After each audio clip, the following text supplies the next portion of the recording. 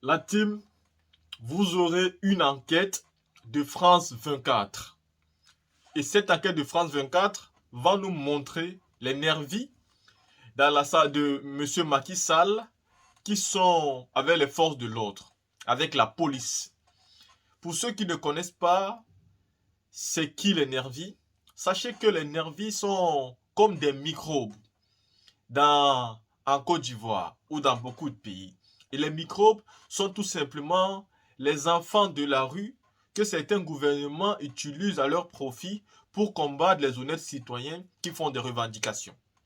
Et au Sénégal, on les appelle les nervis. Macky Sall a armé les nervis au Sénégal.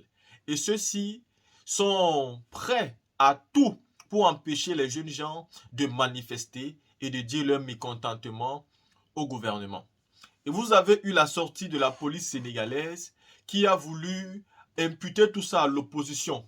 Heureusement, France 24, avec Info ou Intox, a donc décidé de sortir le vrai du faux et le faux du vrai pour nous démontrer entre le parti au pouvoir et l'opposition qui a vraiment fait appel aux mercenaires qui sont considérés comme des nervis et qui utilisent des armes à feu et qui sont aujourd'hui ceux-là même qui ont tué les civils. On parle de 19 morts au Sénégal du côté de l'opposition et de 16 morts du côté du gouvernement. Mais toujours en est-il que la majorité des personnes qui ont été tuées par les nervis. Je veux dire, tous les civils qui ont été majoritairement tués par des nervis. Même si les forces de l'ordre aussi en ont fait quelques morts, mais les nervis ont fait pour la majorité.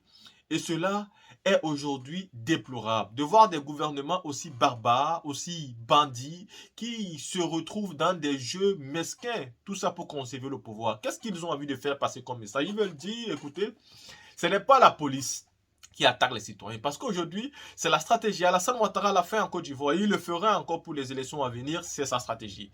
Pourquoi? Il ne faut pas qu'on accuse mon armée. Il ne faut pas qu'on accuse ma police. Et pour ça, qu'est-ce qu'il faut pour que je crédibilise mon armée et ma police? Il faut que je dise que les individus, tu vois, les civils se battent entre eux. Et que c'est entre les civils qui me soutiennent et les civils qui soutiennent la population qu'il y a dans un combat farouche. Voilà exactement les stratégies pour pouvoir combattre aujourd'hui les oppositions. On ne va plus mettre l'armée ni la police dans le game. Parce que si on met l'armée et la police dans le game, voilà, ça sera très facile de détecter les faiseurs de troubles et ceux qui ne veulent pas la paix. Alors, on utilise les civils pour combattre d'autres civils et comme ça, la communauté internationale dira tout simplement, c'est un combat entre civils. Les gouvernements aujourd'hui en Afrique sont capables de vous faire vous entretuer pour leur bien à eux tout seuls. La team, écoutons ces petits reportages-là pour avoir une petite idée. Je vous donne mon avis de fin. Écoutez. Avec Antoine Fenot ce soir, bonsoir. Bonsoir Audrey. Et on va aller au Sénégal avec, après les violences qui ont fait suite à la condamnation d'Ousmane Sonko à 2 ans de prison récemment. Les autorités ont dénoncé la présence d'individus armés dans les manifestations et cela vidéo à l'appui. Absolument, le ministère de l'Intérieur sénégalais qui a tenu une conférence de presse, c'était le 4 juin dernier, et que nos confrères de CNews+, vous voyez, ont relayé sur leur site internet une longue conférence de presse, donc avec une interview et surtout la diffusion, c'est ça qui va nous intéresser, de 3 courtes vidéos censées montrer, selon les autorités sénégalaises, des manifestants violents et armés qui donc tiraient au milieu des rues, et ça donc avec la diffusion de 3 courts extraits de vidéos. Tout ça a été, vous le voyez ici, diffusé. Je vous montre un extrait de la conférence de presse, notamment cette première vidéo qui va nous intéresser. Cet homme-là porte un maillot rouge et c'est ça aussi qui va donc nous intéresser car ces vidéos plutôt pour être tout à fait exact, ces vidéos il y en a 3, on les a retrouvées nous ici à Info Intox et il faut bien dire qu'elles ne collent pas vraiment avec la version des autorités sénégalaises. Tout d'abord, la toute première vidéo que je vous évoquais, celle d'un homme avec un t-shirt rouge, un maillot de football, très vraisemblablement, qui tire donc au fusil d'assaut en pleine rue. Cette vidéo, on l'a retrouvée, nous, ici, sur Facebook. Elle est extraite d'un compte Snapchat. Vous le voyez juste ici. L'homme, ici, on le voit là, fusil en main, au milieu des rues. Et cet internaute de dire, regardez, moi, ça, ce sont des vrais bandits. Ce que je vous disais, donc, c'est que, les vidéos que nous, on a retrouvées ne montrent pas exactement, ce que, les autorités sénégalaises ont voulu montrer. Elles sont beaucoup plus longues et elles en disent beaucoup plus sur le contexte qui entoure, ces tireurs. On le voit donc l'homme ici que vous voyez là, fusil en main, qui va donc ouvrir le feu, et effectivement en pleine rue. Là où c'est intéressant, c'est que on le voit tirer, que la vidéo diffusée par la police sénégalaise s'arrête pile poil à ce moment-là, sauf que l'internaute qui a posté la vidéo, lui, a le reste de la séquence, et vous allez voir, ça reste intéressant. J'avance un petit peu plus loin, et donc on va retrouver ce même homme que vous voyez donc juste ici.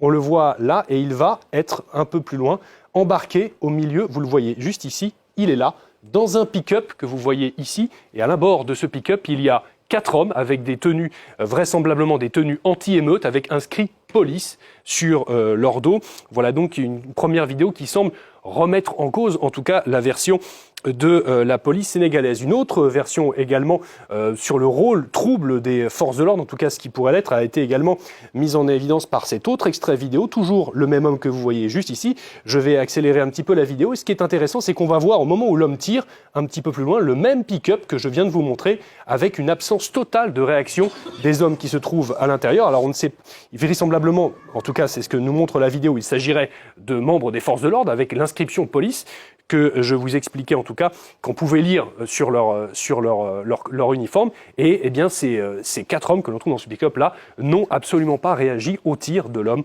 en pleine rue. Voilà donc pour cette première vidéo. Audrey. Et les incohérences ne s'arrêtent pas là. Absolument, avec notamment une autre vidéo qui a été diffusée par la police sénégalaise lors de cette conférence de presse. Une autre vidéo que je vous montre juste ici, c'est celle-ci. Là, je vous montre encore un extrait de la conférence de presse, celle d'un homme que l'on voit pistolet en main, lui aussi tiré en pleine rue. Une vidéo, là encore, également plutôt tronquée, comme nous avons pu nous le confirmer. Nous avons également pu retrouver cette vidéo sur un compte Facebook. Vous la voyez juste ici. On retrouve le même homme avec ce bandana blanc et donc ce pistolet en main. Et donc, des vidéos qui semblent illustrer un contexte totalement différent, notamment celle-ci que je vais vous montrer. Je vais mettre pause car c'est le début de la vidéo qui va beaucoup nous intéresser. L'homme au bandana blanc, il est là, on va le retrouver un petit peu plus tard. Intéressez-vous également à ces 2 hommes que l'on trouve jusqu'ici, ils ont des casques sur la tête et ils semblent eux aussi avoir l'attirail de forces de sécurité. Je vais avancer la vidéo un petit peu plus tard et vous allez voir qu'on va donc retrouver notre tireur au milieu de la rue. Vous le voyez juste ici avec son bandana blanc, son arme également. Et on va également voir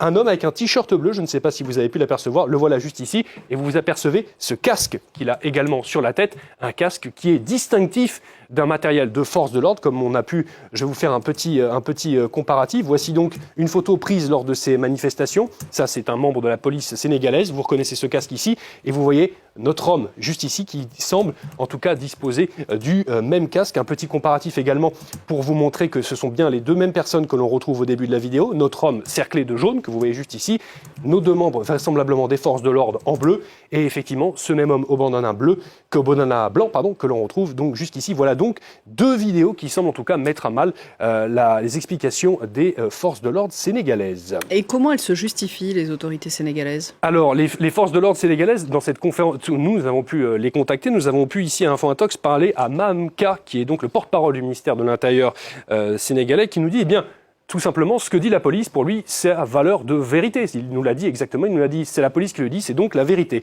Concernant la petite séquence que je viens de vous montrer avec ces hommes qui portent des costumes de force de l'ordre, et il nous a dit, eh bien, ce n'est pas parce qu'on a vu des gens en uniforme dans ces vidéos que ce sont des membres de la police, c'est quelque chose qu'on a déjà vu au Sénégal. En tout cas, ce n'étaient pas des policiers. Oui, mais voilà.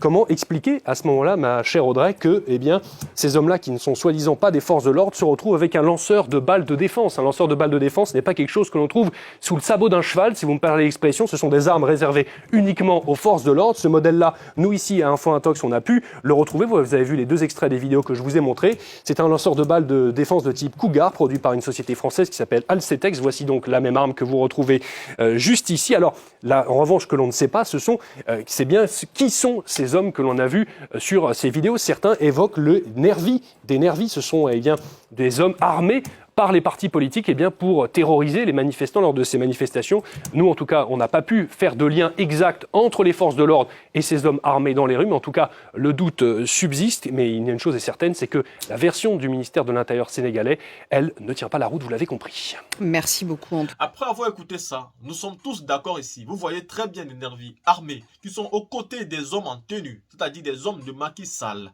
et même certains qui ont des casques de policiers sur la tête. Est-ce normal aujourd'hui de le voir en 2023, c'est-à-dire au 21e siècle, de voir, oui, des individus que le gouvernement arment de manière volontaire pour tuer des civils qui veulent tout simplement manifester. Comment il faut donc réagir?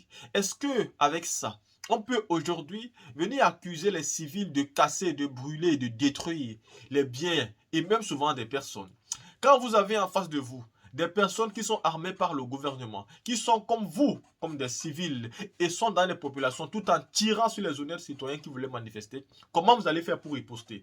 Bien évidemment, vous allez être obligé d'utiliser de la violence. Face aux personnes qui sont armées, vous devez forcément utiliser de la violence. Mais pourquoi et comment nos gouvernements ont pu arriver à ce niveau-là, au niveau d'extrémité?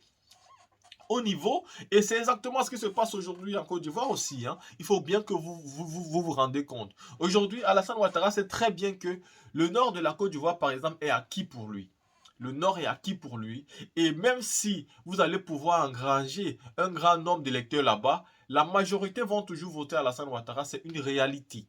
Parce que Alassane Ouattara a fait une politique qui fait en sorte que cela pense que les autres personnes qui viendront au pouvoir ne vont pas les aimer. Et pourtant, ce n'est pas la vérité. C'est-à-dire, il a basé sa politique sur ce simple fait-là, que si une autre communauté ou bien une autre obédience religieuse vient vous gouverner, vous ne serez pas bien, ils vont se venger de vous, ils vont vous tuer. Du coup, ces personnes-là, dans la crainte et dans la peur, se sentent obligées de soutenir Alassane Ouattara en imaginant que c'est le seul qui peut les sauver. Et pourtant, c'est dans sa gouvernance que les mosquées sont cassées et que les imams même sont souvent arrêtés quand ils le critiquent, que tout le monde est donc dans la peur bleue.